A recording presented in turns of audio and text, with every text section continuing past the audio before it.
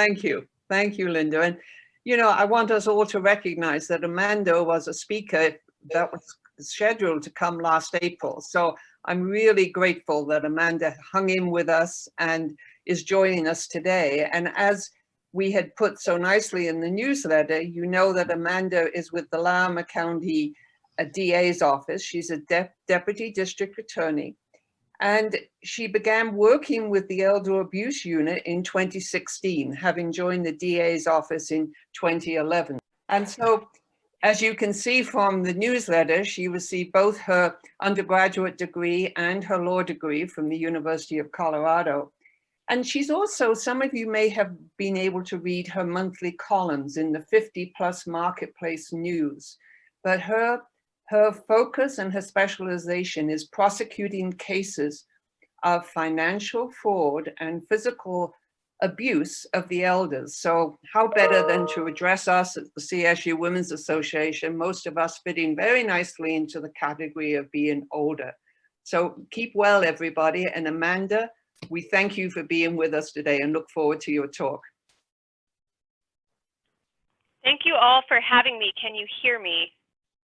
If I can get a thumbs up or heads nod, great. I also struggle with technology, but I have been practicing this morning with Marissa. So I'm going to turn on the share screen mode.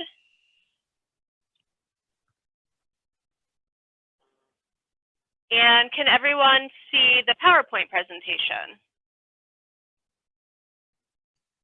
Yes, okay, great. So thank you so much for having me. As Ms. Anderson said, I'm Amanda Duhan. I work at the Larimer County District Attorney's Office. This January, I will have been here for 10 years. I also interned here my last year of law school. I'm currently assigned to our Special Victims Unit. That unit is responsible for prosecuting sex crimes, crimes against children, but also crimes against the elderly or the at-risk community. So that could be someone over the age of 70, or that could be someone who has a developmental disability or physical disability. So just as the unit says, special victims, people who deserve more attention within our community. And a little bit more about me. I've prosecuted everything from a barking dog ticket to a first-degree murder case, and everything in between. But my passion truly lies with the at-risk community, and that includes the elderly community. And I am also a member of our elder abuse unit, and that unit is great because it partners not only with law enforcement, but it also partners with other members of our community, such as adult protection and victim advocates that are within our community. And so without further ado, I'd like to get started on the presentation. And before I get started, I do want to talk a little bit about the role of the district attorney, just so you understand how these cases get brought to me. So what happens is, if you call 911 or even the non-emergency line and you talk to the police department, they begin an investigation into these types of cases. And then once the cases have been investigated, they will bring them to my office and present them to us for filing for charges, so we can hopefully prosecute the person responsible for committing these crimes. I say hopefully because sometimes it's very hard to identify the person who is responsible for these financial scams that we are seeing out in our community. And part of my presentation, the majority of my presentation, is to put these specific scams and schemes on your radar, because stopping them at the beginning before they get to my office is really the best way to protect yourself from any sort of financial loss. And so our hope is by the end of this presentation, you'll be pretty savvy at recognizing these scams. Although I was sitting listening to your conversation, and it sounds like most of you have experienced some of the things that I'm going to be talking about. And so I not only will talk to you about identifying those, but also talk about ways that we can hopefully prevent those scams from happening, and what to do if you have found yourself a victim of these types of scams. And I want to say at the beginning, I've given this presentation before to other groups, and there seems to be sort of a stigma of embarrassment where people feel embarrassed that they've fallen for these types of things. And I want you to know that there should not be that embarrassment. We all have, including myself, and I'm savvy to what this is, have fallen for something like this. And I've had victims who have been professors, who have been other sort of educated people in our community, and sometimes these scams are super hard to spot, and purposely so. Our defendants are getting more savvy as we speak, and so we'll talk about that and what that looks like. Before we get started, I wanted to give you some stats, because I think that it's really important to know that 1 in 20 older adults in their lifetime will suffer from some form of perceived financial mistreatment. And I have some other stats up here, but the stat that I want to highlight the most is 90% of abusers are family members or others in a position of trust. And so we're going to talk a lot about, you know, these phony emails or telephone calls that you might get, but I will tell you that the majority of cases that I prosecute come from someone that you may have never assumed would want to commit a crime against you. And I think it starts out pretty innocent. I don't think the person initially, so this could be a grandchild or someone that comes into your home to take care of you, or even a financial advisor. I don't think they start out thinking that they're going to sort of bamboozle you out of your money or commit a crime against you. But I think that it becomes easier because they're in that position of trust.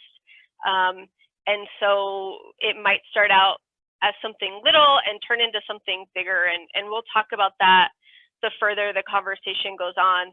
But I think it's important to know that obviously I'm not telling you not to trust your family members. That would be a terrible thing for me to say, but to know that these aren't always just the boogeyman that's out in our community. Sometimes this happens inside our own home or inside our own families.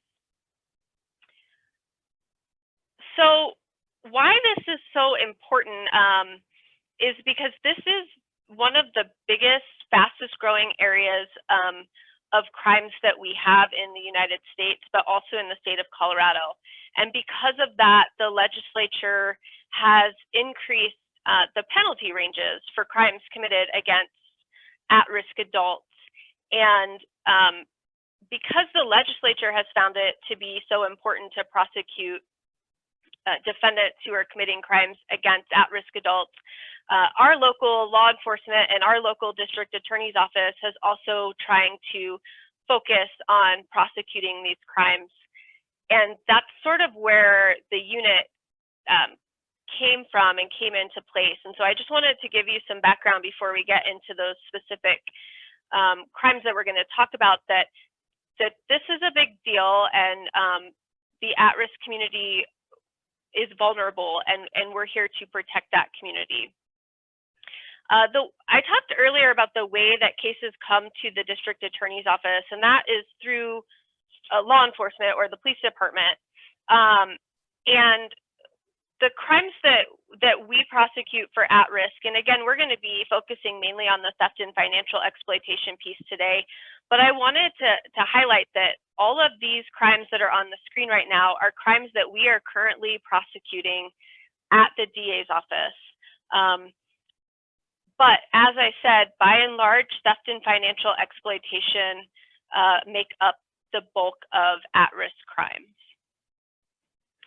And these crimes, because they are such a big deal, there is a mandatory reporting provision. And that means that if anyone falls under the category that you see on your screen right now, they have an obligation and by law are required to report to the police department and to adult protective services if they believe that a crime has taken place. And as you can see, the very last bullet point would be financial institution professionals, and that is a fairly new category in the mandatory reporting section, and that is because we started seeing a trend where your bank teller or your retirement advisor was noticing that large amounts of money were leaving someone's bank account. And the more they delved into that, they realized that someone had fallen victim to a financial scam. And it's great that we have added this category, but a word of caution, I will say almost always by the time your financial institution realizes that something has happened, that you've fallen victim to a scam, it's usually because such a large amount of money is missing or is gone that it can sometimes be hard to recoup that amount. And so that's why the bulk of my presentation will focus on identifying those scams and making sure that you don't fall victim to those scams before they happen. And so I have broken this presentation down into 4 different areas that we see at the district attorney's office or in this community, 4 different areas that someone is perpetrating these financial scams on the at-risk population. And so I'd just like to go through those today. And I don't know, I can't recall if Ms. Anderson mentioned, but I will be available after my presentation for questions. And if we run out of time, I'm happy to give out my contact information, and you can contact me here at the district attorney's office. They are very suspicious when people call to contact us, because sometimes they are defendants. So if you let them know that you attended one of my presentations and you'd like to talk to me, they will put you through, and you can leave me a message or send me an email. I'm happy to chat further or answer any questions if we run out of time, but otherwise I'll look for those questions either in the chat function at the end, or we can just ask those questions orally when this presentation is finished. So let's get into it, and it's going to be a lot of information, and some of this information is going to be information that you already know because you all sound very savvy. I heard you talking about it, but I guarantee you that some of this will be new information, and if you learn even one thing today, you're going to be that much closer to protecting yourself from these crimes in the future. And so some of them are pretty self-explanatory, but some of them can be a little bit more sophisticated. And so again, these are just some of the scams that we have seen at the DA's office. And before I go through each individual scam, I want to tell you that not only are we seeing these come in through law enforcement, but we are also seeing these as sort of a self-report. And so if you fall victim to one of these scams, or if you think that there's something that we should know about here in the law enforcement community, please feel free to give us a call so we can educate our officers and educate the community to be on the lookout for this, just so we can all protect each other right now. So obviously, let's just get started. Fake checks. So these can really take any form. Mostly you're going to receive a check in the mail, and it is going to look like a regular check. It might look like it's from Publishers Clearinghouse, or even maybe an organization that you already do business with. And the catch here is this. I think we've all received fake checks in the mail, and I think we all all know what those look like. But these checks look like a check you would normally receive and you would normally cash. But what they're going to do is ask you to cash this check, and they're going to ask you to write your own personal check back to them to cover any taxes or processing fees. If you ever see any sort of check that you get in the mail where they're asking you to send them money after you cash it, that's a pretty big red flag. And this happens quite a bit in our community, and we have had people fall prey to this. Their check is fake, so you'll cash it, but you won't know that it's fake. It might show up in your account, you know, depending on what your checking account looks like. I know when I put a check in my account, they maybe give me access to a small percentage of it, and then it has to clear before you get access to the full percentage. So the scammer is going to ask you to write them a personal check. You're going to assume that you have the money in your checking account because you just put this check in, and then the check doesn't clear and you're out whatever money you've sent them. Perhaps even scarier is that they you now have written this scammer a check and sent it somewhere, wherever they've asked you to send it, and they now have a check from you, which would include obviously your bank account number and your routing account number, and they can do a lot of damage with that information. And so the sweepstakes one is very similar in that they say that you have won a sweepstakes and that you need to send a check to cover the taxes for that sweepstake. Or sometimes they even say that you need to send a gift card. And the reason why they do that is because if you send them a gift card, there's no way of tracing that. So if you have sent them a check, they presumably need to go somewhere to cash the check and give some form of identification or sign off on that, and we may be able to trace them. But if someone says you've won a sweepstakes, but you need to send me, you know, a $100 Amazon card in order to get your money, and you send that to them, there's virtually no way that we could ever trace that. And also, you know, logically, that doesn't make a lot of sense. So if you ever hear someone wanting you to send them a gift card in return for some sort of scam, obviously don't do that. The third one is work from home, and I think this one is a bit more sophisticated, and I think we all know that we're fortunate in this community, but there are other communities where people need to, you know, supplement their retirement income, for example, and are maybe looking to do some work from home. And so these companies target the at-risk population or the elderly population. They will send you a letter in the mail saying that they're looking for mystery shoppers. And mystery shopping is a valid job that you can do. That's where companies have you come into their store and shop for their products and see how their customer service is. And you know, it's a mystery. You're underneath the radar, so they can find out if their workers are doing the right thing. So that is in fact a legitimate business. But this business looks like that business in that they're asking you to do that. They're asking you to go to Walmart, for example, and buy a gift card and see how the gift card process buying goes. And then you buy the gift card and you're supposed to mail it to them and send them a report on how the process went. And of course, you buy them this $100 gift card, send this in the mail, send them a report about, you know, the customer service, and they're not a real person. They are a fake person, and they are using you to get a gift card. The other way we see this work from home work, and we have had a rash of these cases at the DA's office in Larimer County, is that we have criminals who are using people saying, hey, I don't have a checking account, but I did this work for a company and they gave me a check.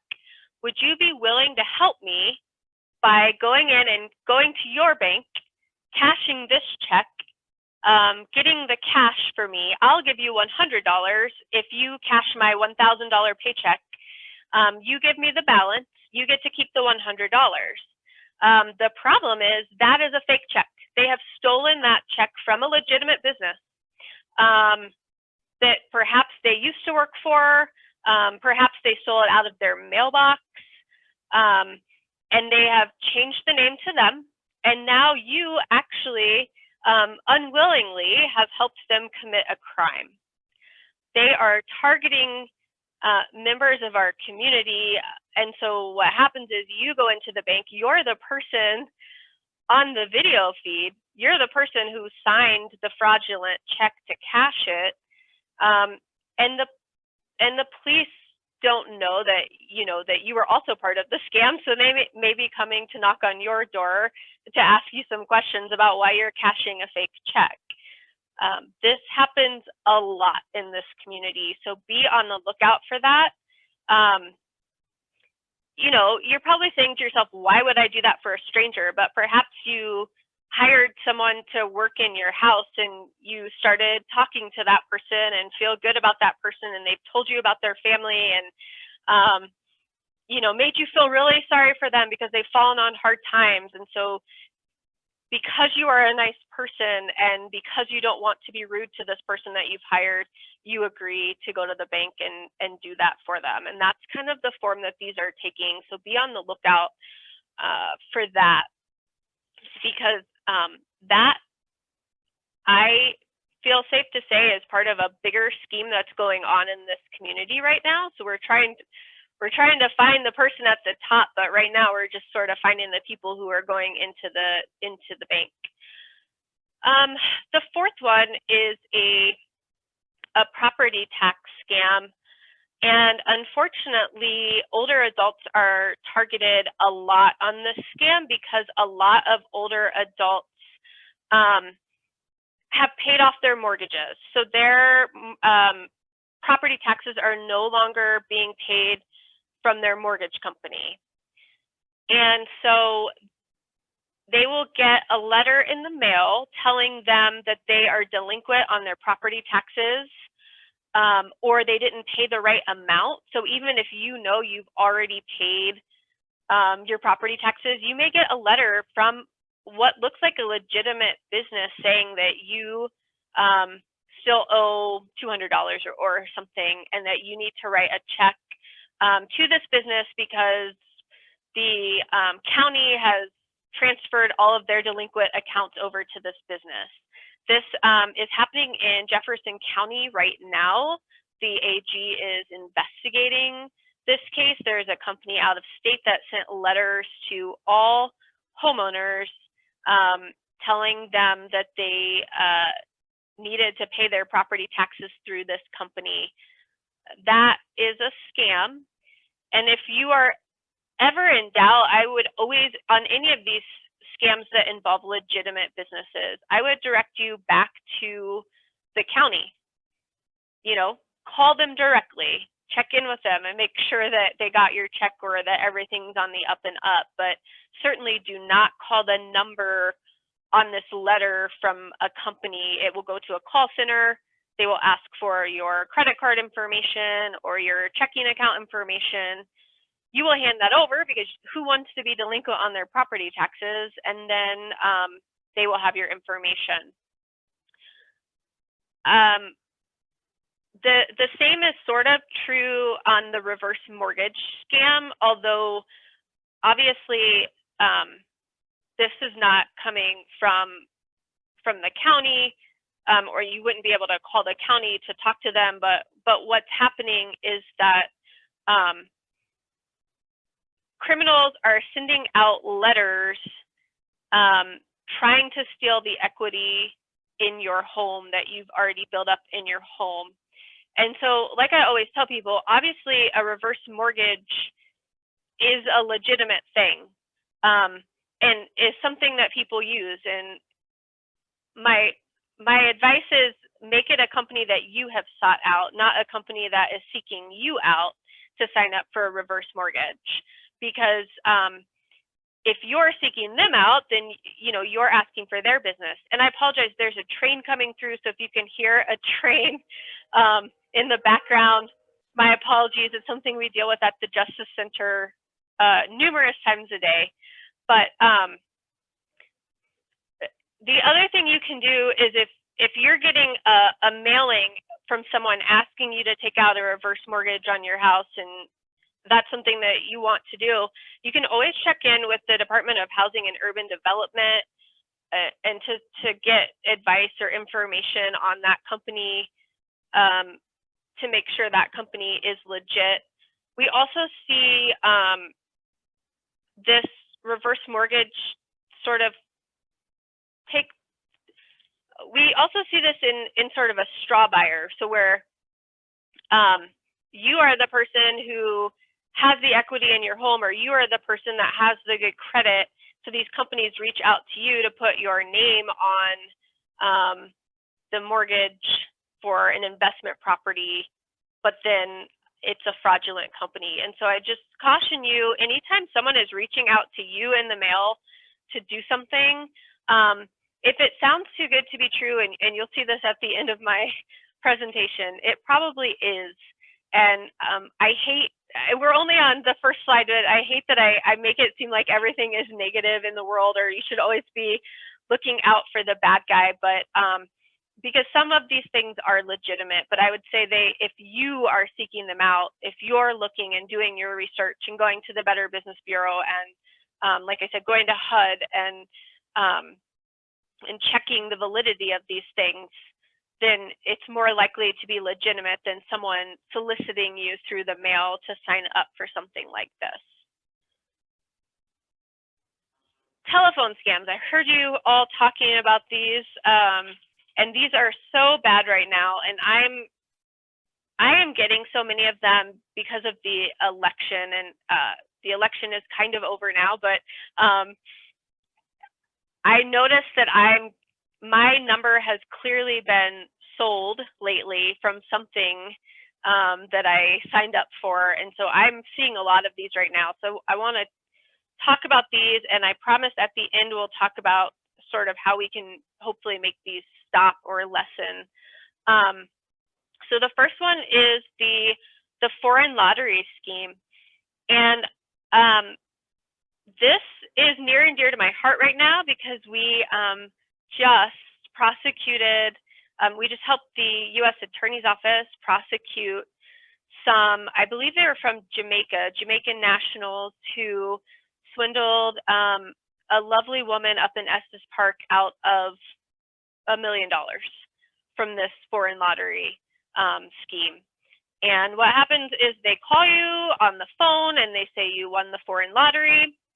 Let me just say from the get-go that it is illegal to play foreign lotteries, so don't do that. Even if it was legitimate, that would be illegal.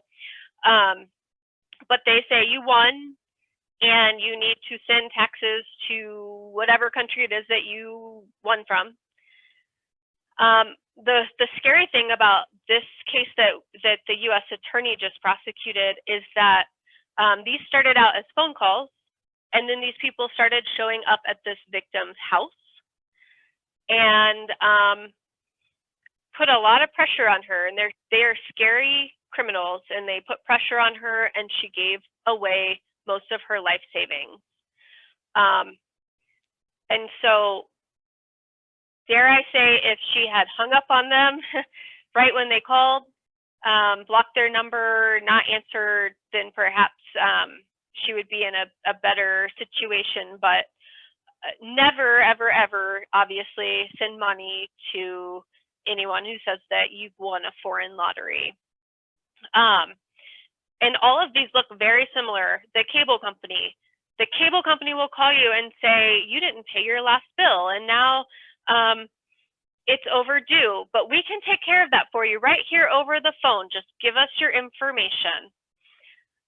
When I get these types of calls, because I did get a call very similar to this, but it had to do with the election and donating money to a campaign. And they called me up and they said, well, we see here that you donated last month and we already have your credit card information. If you could just verify that for us. And I told the guy, nope, I'm not going to do that. I'm more than happy to continue donating to this campaign, but I'm going to hang up the phone with you right now. And I will log on the way I've been donating previously. So same with the cable company. If they call you and they want your credit card information or your bank account information, thank you very kindly, sir. I'm going to hang up with you right now and call the company directly and double check, or log into my bank account if you pay bills online. They will get nasty with you. When they are a criminal, they are going to be nasty. And this election guy got super nasty with me, and I just hung up on him because they're trying to intimidate you, and they're trying to prey on the fact that, by and large, people of your generation are so polite, and you never want to hang up on anyone, and you never want to be rude to people, but sometimes you just have to with these criminals. They are brutal. And so if someone calls to get your credit card information over the phone, if you did not initiate that call yourself and you do not know 100% who you're talking about, do not hand out any information over the phone. The jury duty scam, we have that one that is going on in our community right now. You get a call, you missed jury duty. If you don't pay us, there's a warrant out for your arrest. You can clear up that warrant right now for $100. We will never call you over the phone to tell you you have a warrant out for your arrest, because we don't want you to run and leave. We want to come arrest you, but you would never have a warrant out for your arrest for missing jury duty. Well, you might. I shouldn't say you never would. You could, but no one will call you and ask you to settle it over the phone. And so that is always, always, always a scam. If you're worried that you have a warrant out for your arrest, hang up the phone and call your local sheriff's office.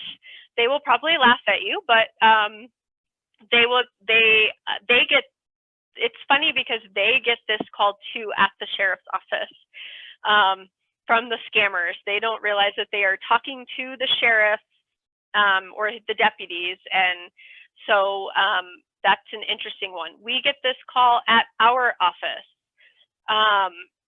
and unfortunately, once you start getting one call, you start to get other ones, and we'll talk about that more at the end. I've heard someone already talk about it's the same thing with the IRS. You have a warrant out for your arrest, call right now. You need to settle your IRS debt. If you don't pay us right now over the phone, we'll come arrest you. That will never happen.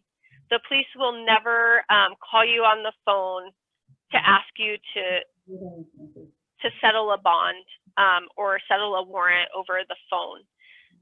Hang up on that person. Don't answer if it's the same number that keeps calling you. The Medicare telephone scam is, I think, fairly, to me, it's one of the more believable ones, and so it kind of scares me a little bit more than the more outrageous ones. If you're on Medicare, they will call you and say, we're issuing a new card. We've changed over the computer system. Everyone's getting a new card. We need to verify your information. What is your social security number? And people think they're talking to Medicare, and they give out their social security number. Again, if someone else if you initiated the call, if you called Medicare and you know that's who you're on the phone with, that may in fact be a valid question that they may ask you. But if someone calls you and says they are from Medicare and they need your social security number, do not give it out. It's my understanding, and I did not give the presentation the last couple years, but the last time I gave this presentation, I heard that they are no longer putting your social security number on your Medicare card, but that was something they had done previously. So I hope that's true, because that's obviously a safeguard. But I could see how someone would think that was legitimate and give out their social security number. So please never do that. I heard someone talk about the grandparent, I heard two people talk about the grandparent scheme, and that is still going on. And it sounds like you ladies are super savvy, and you kind of know better, but unfortunately there are people in our community who don't. And so the more people you can talk to about what has happened to you and the more education we can get out there. For those of you that don't know, someone calls you up and says they are your grandson or your granddaughter, they're in jail in Mexico, they need you to send money. Please do not tell mom and dad, because mom and dad will be so mad at me. But Nana, if you don't send me this money, I'm going to be stuck here. And they'll be crying and panicked. And the connection won't always be great because they need to sound enough, the connection needs to be bad enough that it could potentially be your grandchild. But that certainly, I guess I would recommend, if you're at all in doubt,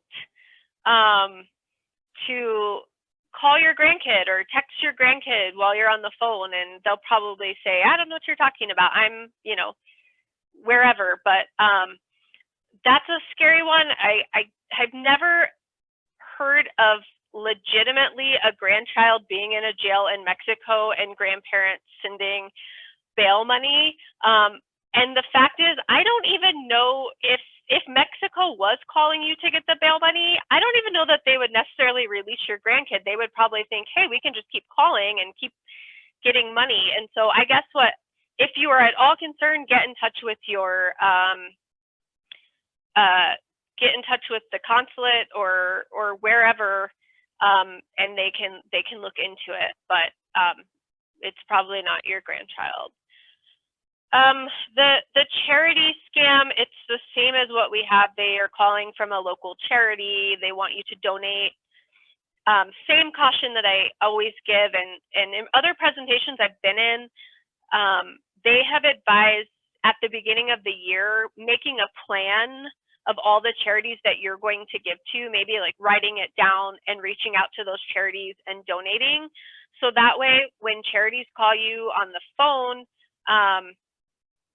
your answer is going to be no, because you've already made a plan as to what charities you're giving to, and you've already reached out to those charities.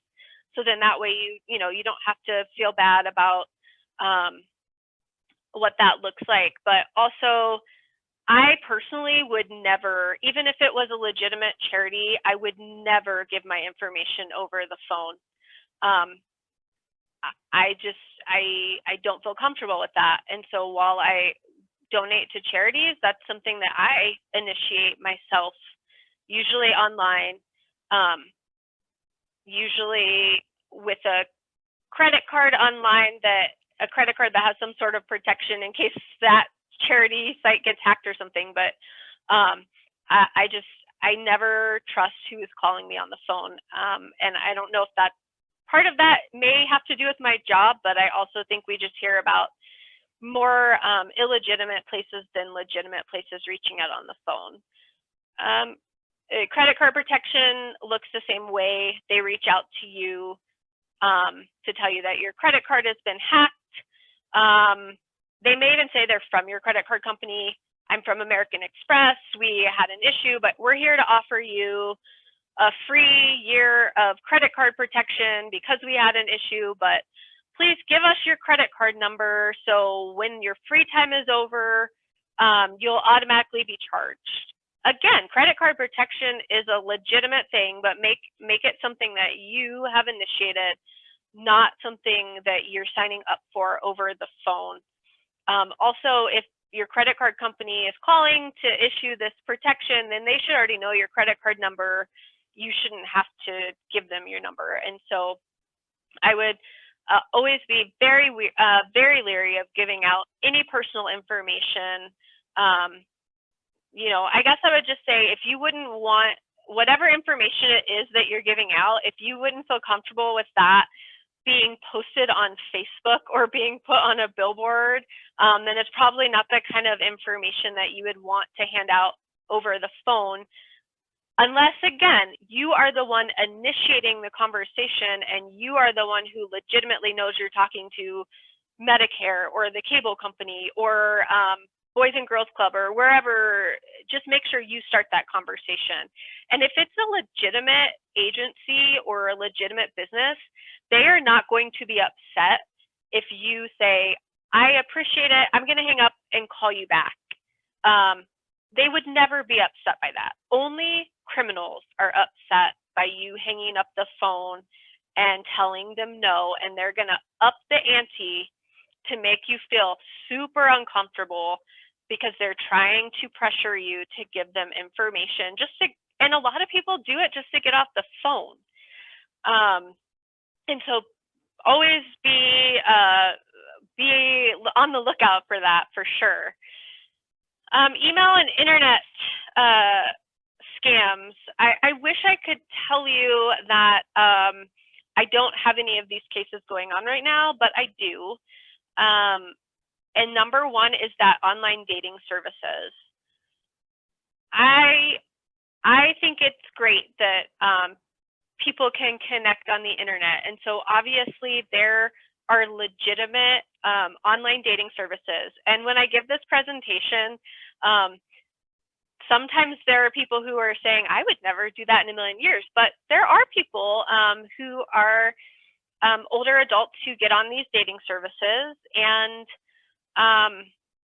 unfortunately, and I worry about this more now with COVID because we're so isolated right now, and we're kind of craving any sort of communication or relationship with people. And I think we have seen an uptick in people reaching out virtually and making connections on online dating services or on Facebook. And what happens is you meet someone and they start a relationship with you. And it may be a legitimate relationship in the beginning where you're going out to dinner, you're talking on the phone, they seem to really care about you. And then all of a sudden, they start asking you for money. And it happens a lot. We see it, we mostly see it with older men, but I think it certainly could happen with older women. But we have, there are sites now where older men can meet younger girls for a relationship, and a lot of the girls are signing up so they can get money. And so they will tell you, I'm trying to think of a case that we had where I think the girl would call and say, I'm stranded on the side of the road, my tire blew, I need 4 new tires because I can't take my children to school if you don't buy me. And so the guy bought her new tires, and then, oh, there's a police officer here and they're arresting me and my bond is $2,500. Will you please send it? I can't go to jail because then who will watch my children? You name it, she tried it. The guy paid for it. He was out a lot of money. And some people might say, well, that was his own choice. And sure, there may be jurors in our community who don't think that's a crime, but I will tell you in that particular case, the young lady was actually married. She didn't have any kids, and her husband was actually in on the scam towards this older gentleman. And so we've had it through these online dating sites.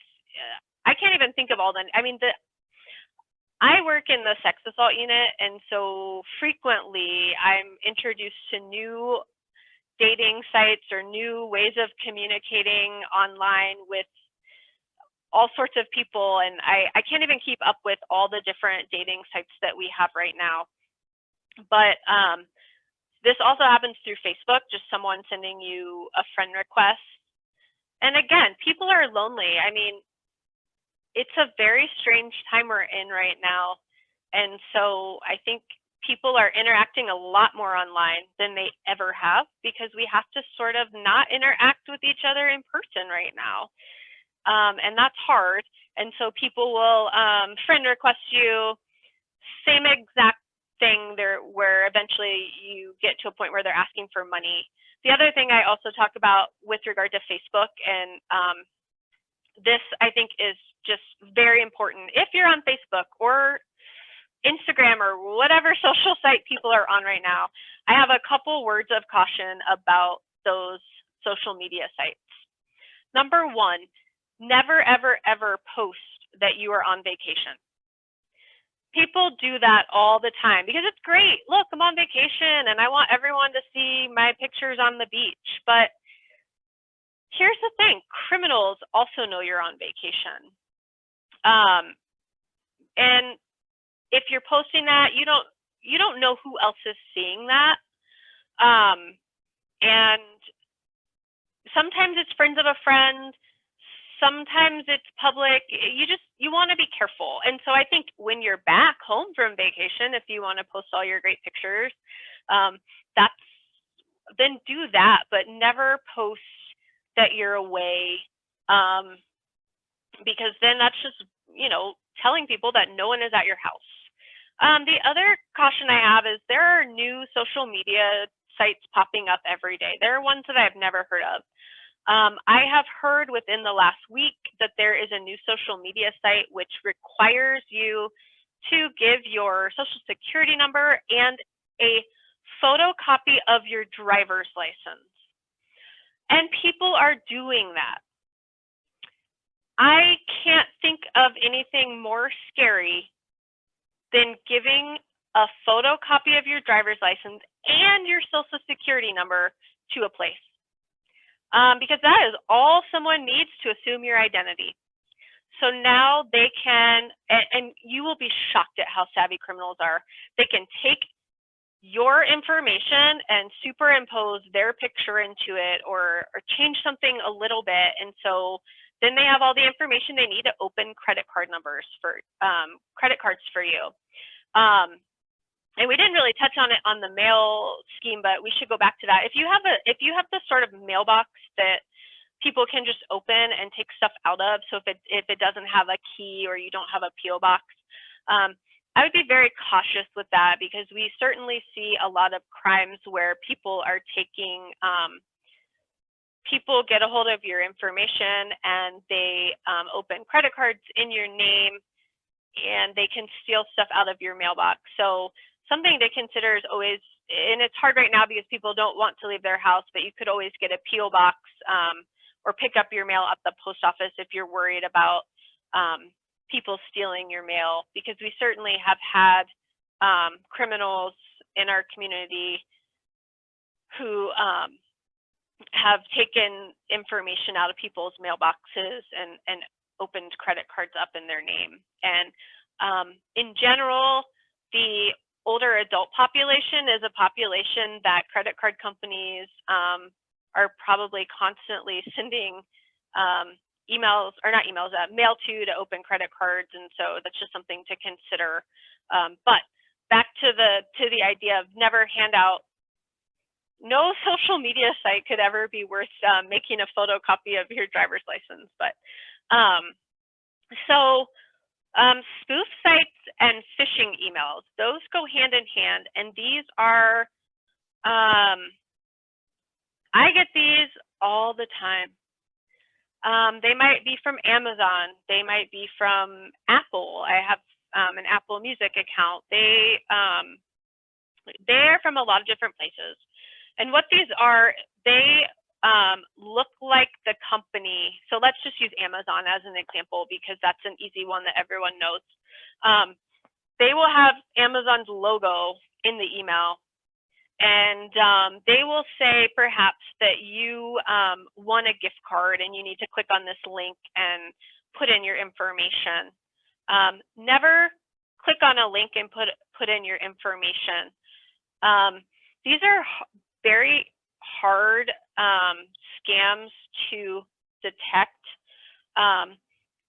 but I think you can almost always tell one of two ways. If you read the email, there's almost always something a little off with the spelling, or the English doesn't quite flow the way you would expect it to flow, because it's someone in China. And again, I'm just throwing that country out there. I'm not trying to label that country specifically, but it's someone from a different country who is trying their best to look like they understand English. So there's always something a little off. I think the easiest way to tell, and I don't know if you guys are mostly receiving these emails on your computer, or if you're receiving them on an iPad, which is a little bit harder, but if you're on either one, if you hover over the link with your mouse, and it's harder on an iPad because you don't want to touch that link, but if you hover over the link, so whatever you're supposed to be clicking on, and you read the language at the bottom, so anytime you get an email, a link that you need to click on, it will tell you at the very bottom of that computer screen when you're hovering over it where the link is going. And it almost always is going to somewhere that doesn't match up with what it's hovering over, if that makes any sense. So if it's Amazon and you're supposed to click on that Amazon link and you hover over it without clicking, you'll see down at the bottom that it's not going to Amazon, it's going to some other place entirely. And so I have been tricked a couple times for sure. And so my new practice is, if it's something that I think is legitimate, like I think maybe Amazon a few months ago had some sort of promotion, and I thought, is this Amazon? Is this fake? What do they want? And so I just went to Amazon and looked up on Amazon the promotion, and sure enough, it was there, and so I was able to do that. But I would never, even if I hovered on a link and accidentally clicked on it and they're asking for my personal information, then that would be a big red flag to me if they wanted my credit card information. But the other problem is it could also be a computer virus.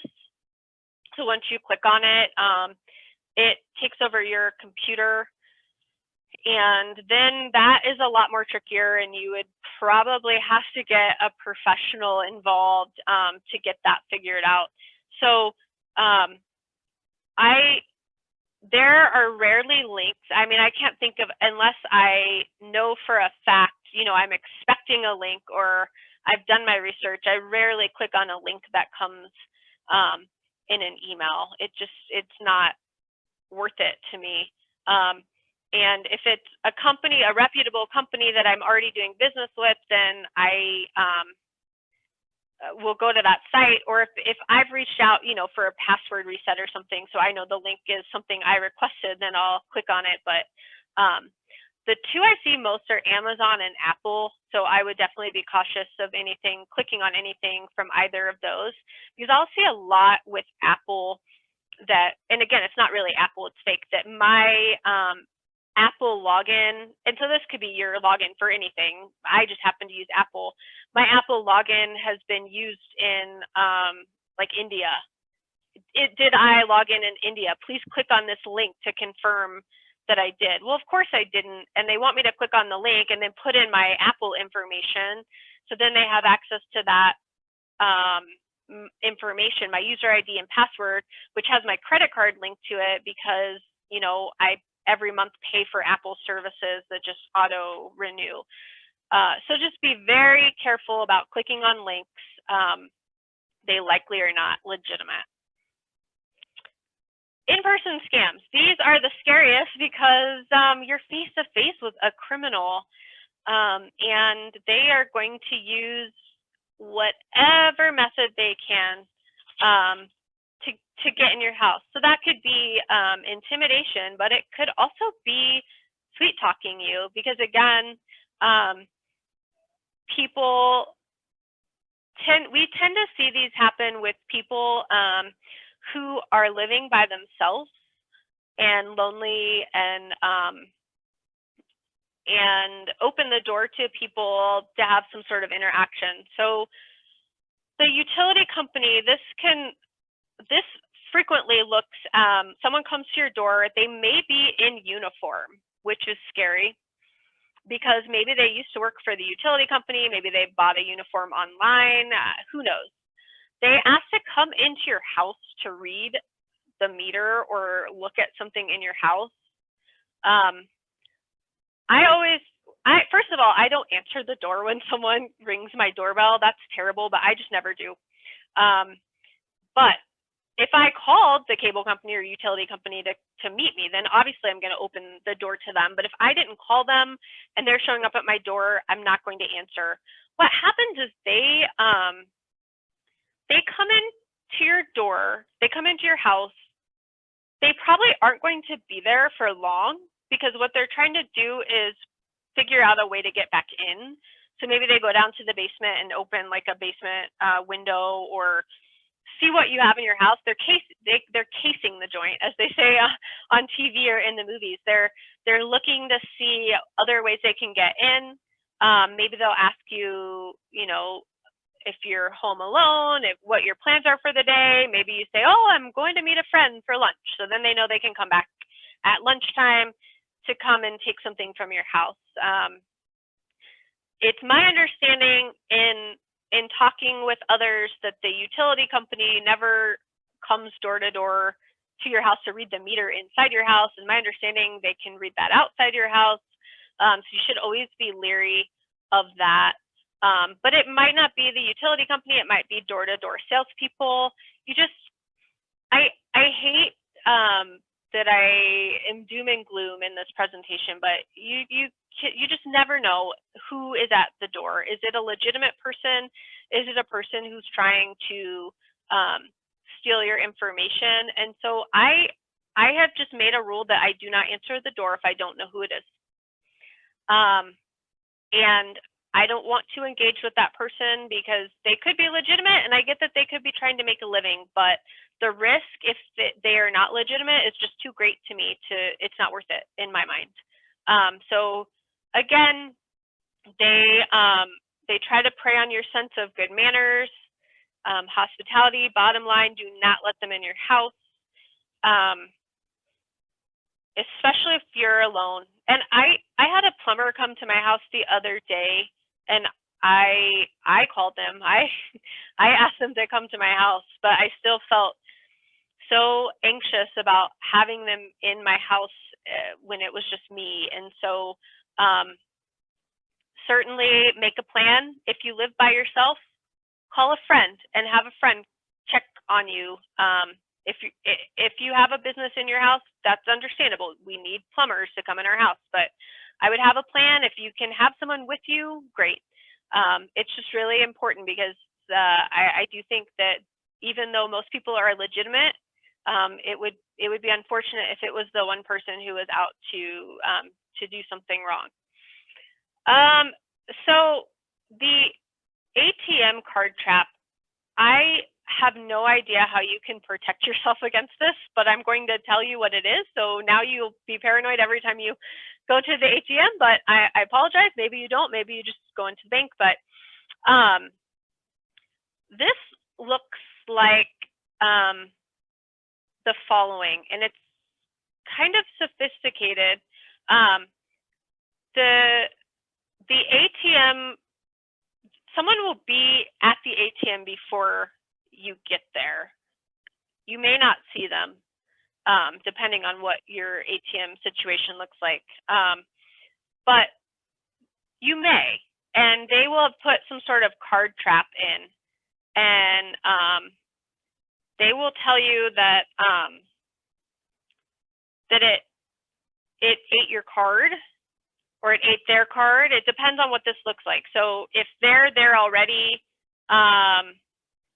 they probably won't say anything to you, but when you put your card in, they'll pop back out and say, oh, it looks like it just ate your card. That happened to me too. Like, you should go call the bank. Will you go call the bank for me? I don't have my cell phone on me. Like, that exact thing just happened to me. But then when you go call the bank, or they put some sort of trap on there where they can get your card back. Or even scarier, they may be there and say, oh, that happened to me yesterday. You just have to put your PIN in twice. And so now, like, they're there to see your PIN.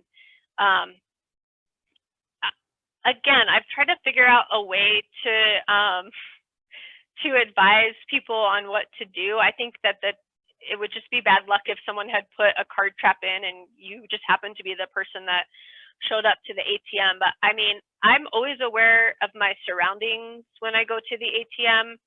I try to not get out of my car. I try to use the one where you can drive up. But there are ones that you can get out of your car, and I have been approached in Fort Collins in Old Town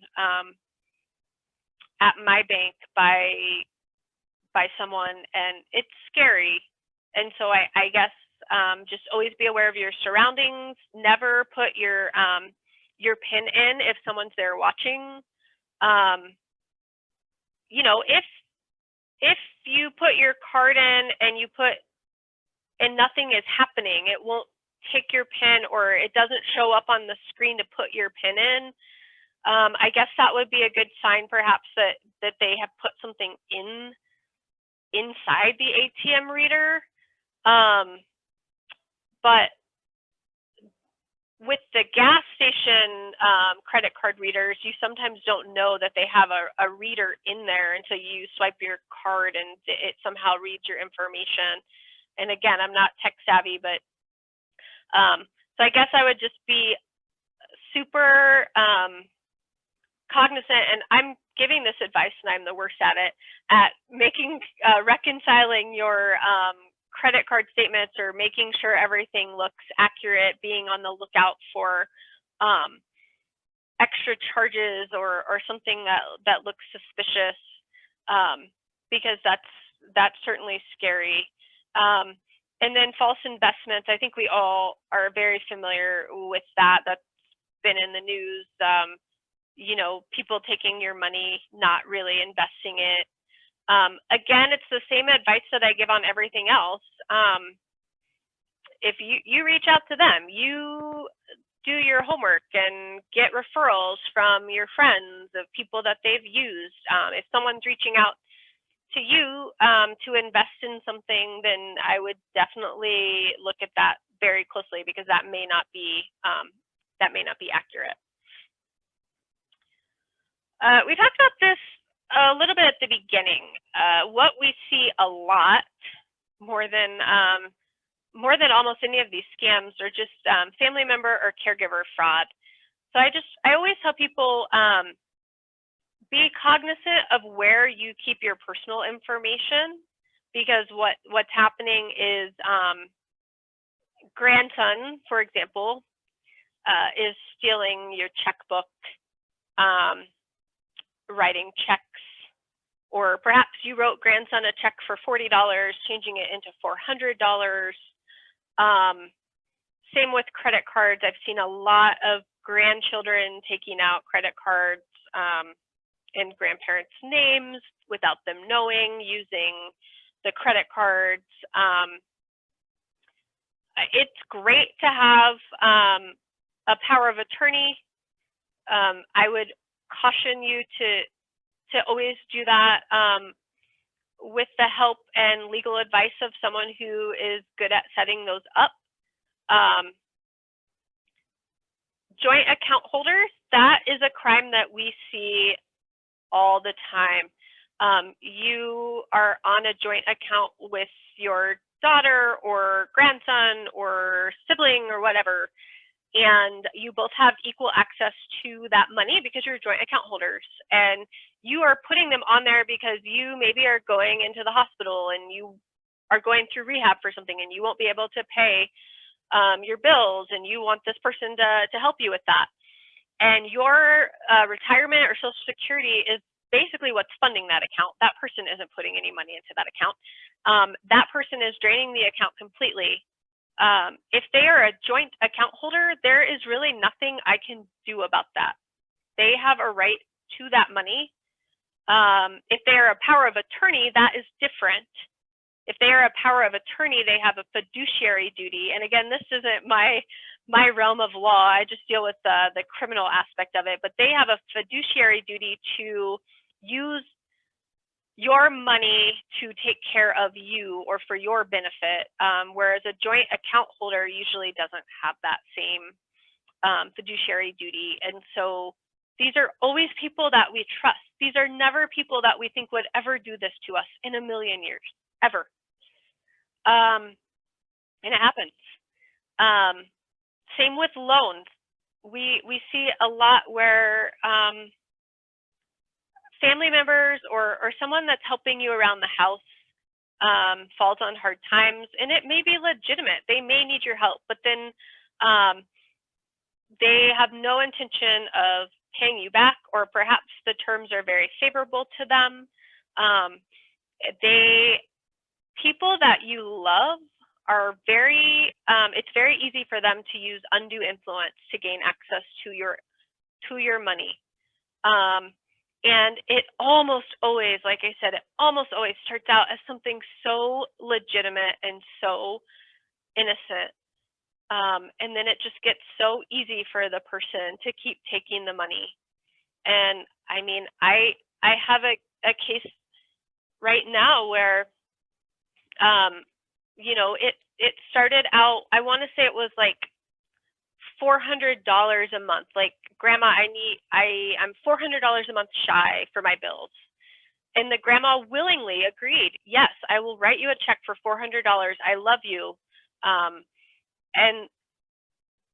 then what started out as, okay, so 400 times 12, you know, what started out as that ended up as 5 years later, $40,000, $100,000. It's crazy. And you never want to think that about your family members, but it happens. And so I always, and we'll talk about this a little bit more, but when we sort of talk about combating this, but you know, finances are private, and I get that, and you want to keep it private. But I think if you have checks and balances in place, it will help. So perhaps one person is your power of attorney, but another person, you know, still has access to your accounts to help you with things. It's just something to cautious. And there are businesses that will help you with that. Some of these businesses are not on the up and up either, but so if you end up getting a business to help you with your finances, I guess same thing, Better Business Bureau. Check and make sure they don't have a negative rating.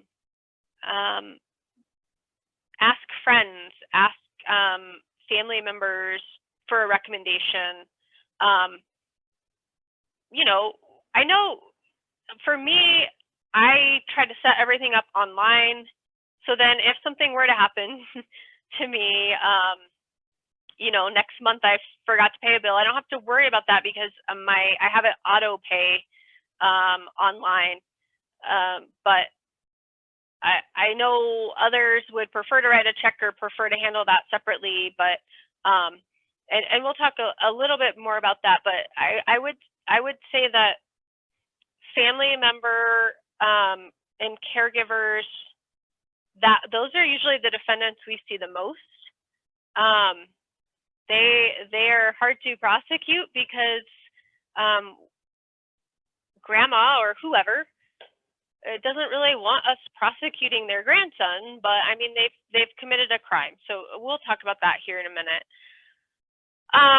So financial crimes. I have this slide from another presentation. It's not overly helpful, and we're running out of time, so I might skip past it. But a lot of times, these are very hard crimes to prosecute because it's kind of following the paper trail, and we oftentimes will have to hire expert witnesses to help with that. But I'm going to skip forward because I don't think that I have much time, and I want to have time for questions. The reason why I'm telling you about all these scams is I want you to prevent these from happening, because these are very hard for us to prosecute. It is very rare for us to find the person that is reaching out to you on the phone asking you for money. It is very rare for us to, you know, that lottery scam I talked about in Estes Park with the Jamaican nationals. We never catch people like that. I mean, it's just hard. They don't live in the US.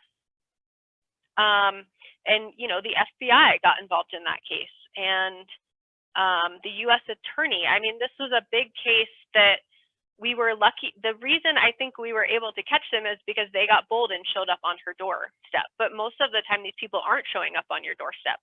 And so we were able to do kind of a sting, if you will, had them come and then we were able to arrest them, but we mostly cannot find these people. And so it's really important to protect yourself. We talked about there's a big reluctance for victims to cooperate because they're embarrassed. They don't want to prosecute a family member if it's a family member.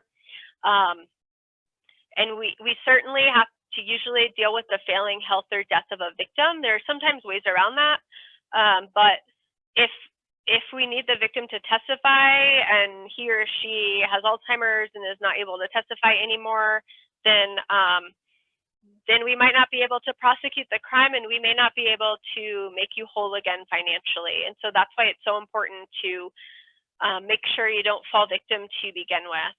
I'm going to skip over these case studies because I want to take time for questions, but this was my way of basically telling you this is happening in our community, but we've sort of covered the ways these things are happening.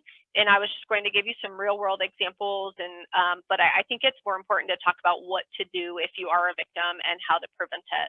So if you are a victim of financial fraud, you need to call the police as soon as possible.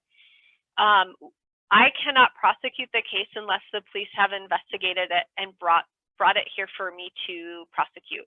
And so please call your local law enforcement agency and cooperate in the investigation. Give them what they need, even if it is a loved one, which I understand can be hard. But most importantly, protect yourself in the future, and we're going to talk about that here. Here are some tips that I have identified from trainings that I've gone to and just looking at other cases that I've had. Never, never, never, never carry your Social Security card in your wallet or purse. That, you know, most people have that advertised, but you should never have that, because if your wallet or purse gets stolen, now not only do they have your driver's license, but your Social Security and credit card. That's all the information they need to assume your identity. That is a very important tip. And I encourage you to put your Social Security card somewhere safe. You don't need that in your wallet, unless obviously you're specifically going somewhere that's asking for your Social Security card, but there's no reason to have that on you. Get a shredder and always, always, always shred anything that might have your information on it. We talked about securing your mailbox. I always try to delete, when we get these suspicious emails, delete them before I open them, because I don't know if it matters, but to me, I feel like if they know that I'm willing to open it and look at it, I'm going to continue getting them. I always notice a pattern. When I stop something before it happens, it goes away. So don't answer the phone if you don't know who is calling. I know that is really hard and really easy for me to say, but I don't. And I have more recently lately because of the election, and I noticed because I'm answering the phone more, I'm getting more calls. So when I don't answer, they go away, because I think what happens is you get on some sort of robo list for the criminal or this agency, and once you don't answer X amount of times, I don't know what amount of times that is, they stop calling you.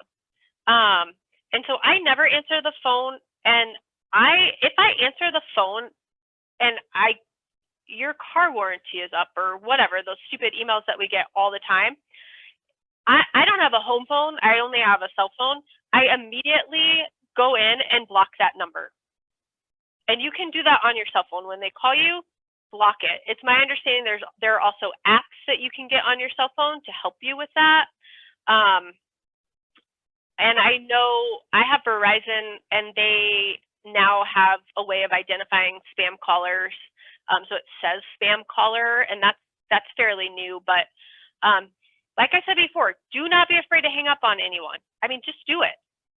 Because if they are being rude, you pretty much I can guarantee you they're being a criminal. And I hang up on people all the time if I think that they are not legitimate. We talked about a lot of this. Never give out your personal information. And then you can join the do not call list. I've had varying success with this, so I can't make you any promises, because a lot of people, I think there are certain people that fall under that jurisdiction, but then there are others that don't, or frankly, maybe they don't care, because like if they're criminals enough to try to steal your money, do you think they really care that, you know, you're on the do not call list? Probably not, but I mean, that might stop one or two extra. I don't know that we have much success with that, but that's something that we always talk about. Check your credit report. That is so important. If you, you know, have it set up where you check it every 6 months or whatever your particular situation is. Some credit card companies give you a credit report for free X amount of times a year. Check it. What's different? Has someone opened up a credit card in your name? It is so hard to repair your credit once it has been sabotaged. So you just need to stay on top of it. Stay involved in your own finances as long as you can, or like I said, set up a checks and balance system. If you've made someone a power of attorney through an attorney, maybe you have someone else who's there to be a checks and balance on that person, or hire an attorney or a financial advisor. Again, don't hire someone who's soliciting you. Go out there. The internet is full of tons of misinformation, but it actually is also full of reviews and information that can be helpful. And, you know, like, for example, if I'm staying at a hotel, I would check multiple sites to see what the review of the hotel is. Check multiple sites to see what the review of your attorney is, or your financial advisor. Check with the Better Business Bureau.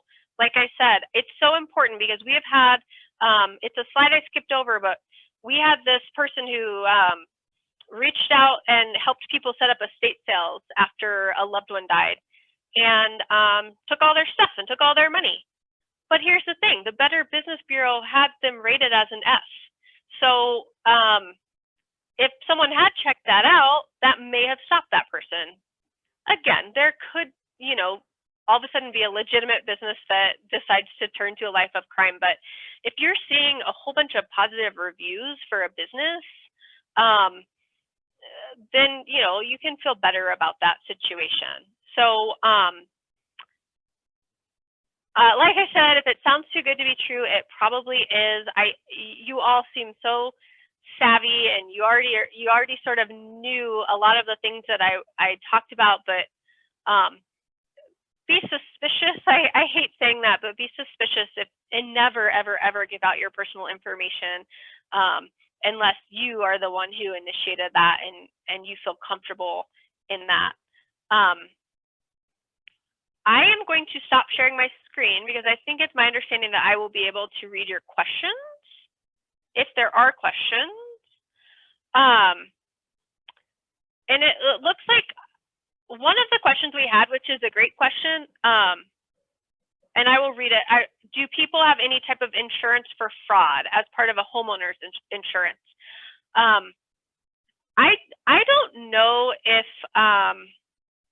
if it's part of homeowners insurance, but yes, you can get insurance for that. I don't know, for example, if you can get it through Allstate. I mean, my insurance is through Allstate, but you can get it through other companies. I personally have an identity theft protection company that I pay every month, and every month I get an email telling me, you know, if my balance has increased or decreased by a certain amount. I use Equifax, which is kind of scary because they got hacked into it at some point. So I guess any place can get hacked into, but you can use anyone. They have LifeLock, they have different places. I get a report, for example, that tells me if my information is being shared on the dark web. I don't know if you guys know what the dark web is. I will admit I did not know what it was until I started working at this job, but there is a whole other web that most people do not use that is an underground, it's just basically like for criminals. You know, it's where child porn is and where terrible things are, and they will they will steal your information, they will sell it on the dark web. And so through Equifax, and again, I'm not telling you to go sign up for them, but you know, through this service, they email me and tell me if my information is showing up on the dark web. Now, frankly, I don't know how I could prevent that, but they have, you know, a certain guarantee where if I lose up to $1 million because my identity has been stolen, you know, they will help with that and help to repair that. I think there's, you know, LifeLock, and there are other companies out there that do that. My husband had his Social Security card in his wallet, and his wallet got stolen, and so ever since then we signed up for that. So it looks like someone also said that they've heard many website business reviews are paid reviews and they are not real. That can be true. I think if you go to Better Business Bureau, though, you can feel pretty good about the information that they have on there, because someone is someone is in charge of monitoring that. And I guess it also depends on where you're looking. A lot of places have to disclose, but again, if they're criminals, they might not. If something was a paid review, but I think that I would start with the Better Business Bureau, but I would also use word of mouth. And it looks like you have a great group of people here that you could reach out to. Or even, as crazy as it sounds, I don't know if you guys are involved on like your next door or any of that information, but people in your neighborhood will tell you if they've been scammed by others, or so it just stay connected, but don't give out your personal information. If you think you've been scammed or given money and then realize it was a fraud, who should you contact? You should contact your local law enforcement. So depending on where you all live, I don't know if you all live in Larimer County, you can contact the sheriff's office, you could contact Fort Collins Police Department. You know, you probably don't need to call 911 if it's not an emergency. I mean, if they're at your house right then and there, call 911, but you can easily look up just the non-emergency dispatch and open a case. And they're usually pretty honest with you, you know, about, they'll always take a report. But they'll usually let you know, for example, if it's someone that called you from, you know, India, that they may not be able to track that person down. So that's why it's so important to just never give out information. Do we have any other questions?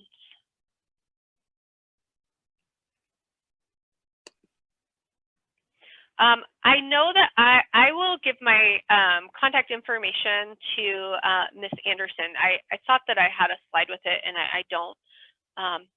Please feel free to reach out. We love to hear from our community members. I represent the people of Larimer County. So if you live in Larimer County, you know, you are those people. And so it's always important to me to hear, you know, how you all are doing and if there's anything that we can help you with. But otherwise, if no one has any more questions, I don't have any more slides, and I really do appreciate you guys having me here today. Thank you so much, Amanda. This was so informative to all of us. So thank you, thank you. We do appreciate your time, your effort, and your presentation. So I'll turn everything back to Linda. Okay, hi. I just said I will process everything that Amanda has said as soon as I climb out from hiding under my bed. God, it's scary out there. But forewarned is forearmed. And I think some of these things we know, but we forget about it. And it always comes dressed in a different cloak. So please be cautious. And we're so lucky we have each other that we can ask questions, ask opinions of your friends, your family, your neighbors that you feel you can trust. So Amanda, thank you so much. And Jennifer, thank you for getting someone for us. That this has been so rewarding, so informative. I plan to pass this on to my friends and neighbors because everybody our age, even younger people, would benefit from hearing this discussion. It just was priceless. Thank you, Amanda, very much. So we'll see you all next month. We have a little bit lighter presentation. It's going to be a musical presentation for the holidays, but you'll hear more about it in the newsletter. But it's Jeff Bernstein. Is that right, Peggy? And she's doing a musical presentation for us of holiday music. But I will long be thinking about today's remarks, and I'm sure many of the rest of you will too.